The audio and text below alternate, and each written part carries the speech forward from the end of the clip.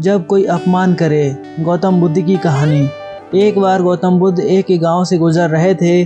उस गांव के लोग उन्हें पसंद नहीं करते थे। उन लोगों ने गौतम बुद्ध को घेर लिया और उन्हें बुरा भला कहने लगे। गांव वालों का सरदार सबसे ज़्यादा नाराज़ था। वह तो गौतम बुद्ध को गालियां ही देने लगा। पर गौतम बुद्ध इस सब से बेपरवाह मंद मंद मुस्कुराते रहे। सरदार काफी देर तक गौतम बुद्ध को गालियां देता रहा, लेकिन कुछ ही देर में उसका मुंह सूखने लगा, जिससे वह चुप हो गया।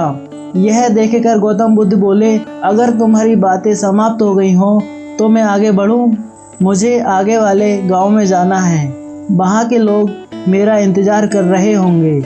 यह देखकर गांव का एक व्यक्ति बोला, हम लोग तुम्हारा अपमान कर रहे हैं, तुम्हें गालियां दे रहे हैं, लेकिन तुम इसका जवाब देने के बजाय मुस्कुरा रहे हो। तुम हम लोगों की गालियों का जवाब क्यों नहीं दे रहे हो? गौतम बुद्ध बोले, बस तुमने आने में तनिक देर कर दी। यदि तुम 10-12 वर्ष पहले आए होते तो मज़ा आ जाता, क्योंकि 10 वर्ष पहले मैं भी तुम्हारी तरह था। अगर उस समय तुम मुझे बुरा भला कहते, गालियां देते, तो मैं भी क्रोधित हो जाता। मैं तुम्हें इससे भी अधिक गालियां देता और हो सकता है कि तुम्हें इतना मारता कि मार मार के तुम्हारे कपड़े फाड़ देता। लेकिन अब मैं आगे बढ़ गया हूँ। अपना क्रोध, घृणा, द्वेष भावना सब पीछे छोड़ आया हूँ। अब मैं उस जगह पर पहुँच गया हूँ जहाँ तुम्हारी गालियाँ पहुँचने में असमर्थ हैं। तुमने मुझे गालियाँ दी, यह तुम्हारी भावना है, लेकिन तुम्हारी यह भावना मुझ तक पहुँच ही नहीं पा रही है। मैं तुम्हारी बातों से क्रोधित तभी होऊंगा जब मैं इसमें भागीदार हो जाऊंगा या जब मैं इन्हें स्वीकार कर लूंगा। लेकिन मैं तो तुम्हारी इस क्रिया से बेपरवाह हूँ, इससे बहुत दूर हूँ, इसलिए मैं अब भी पहले की तरह शांत हूँ। यह सुनकर सरदार बोला, अरे ऐसे कैसे हो सकता है? मैंने तो तुम्हें गालियाँ दी हैं और वो भी पूरे गाँव वालों के सामने। फिर उसे लेने या न लेने का क्या मतलब है?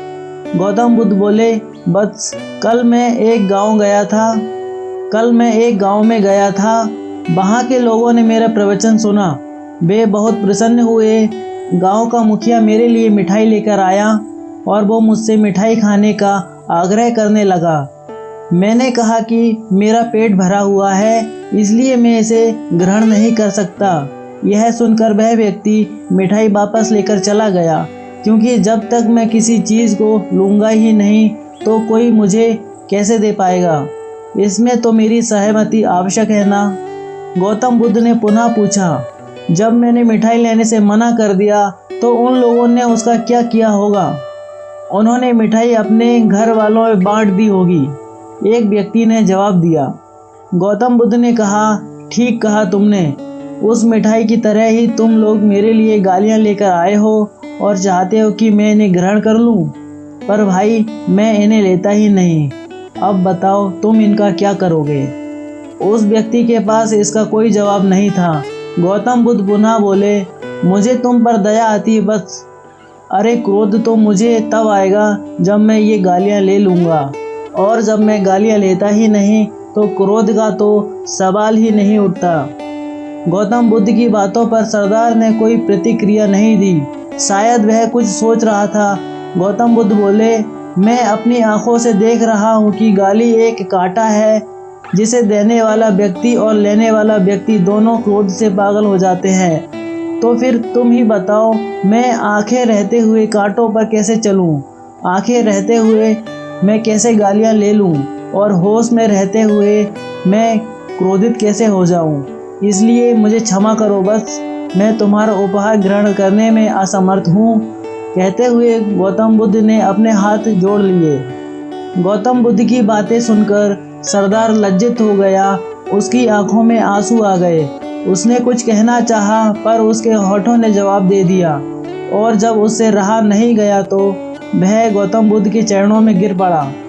दोस्तों, हम में से ज़्यादातर लोग यही समझते हैं कि हमारे दुखों का कारण कोई दूसरा व्यक्ति है, और जब हम ऐसा मानते हैं तो हम अपने स्वयं के नियंत्रण और अक्षमता को अनदेखा कर रहे होते हैं। वास्तव में हम पर निर्भर करता है कि हम दूसरों के द्वारा प्रदान की गई नकारात्मकता को स्वीकार करते हैं या नहीं। अगर हम नकारात्मकता को स्वीकार करते हैं तो हम अपने पैरों पर कुल्हाड़ी मारते हैं, और जब हम उसे अस्वीकार कर देते हैं तो घृणा, क्रोध, हिंसा हर किसी से मुक्त हो जाते हैं। दोस्तों, ये कहानी आपको कैसी लगी?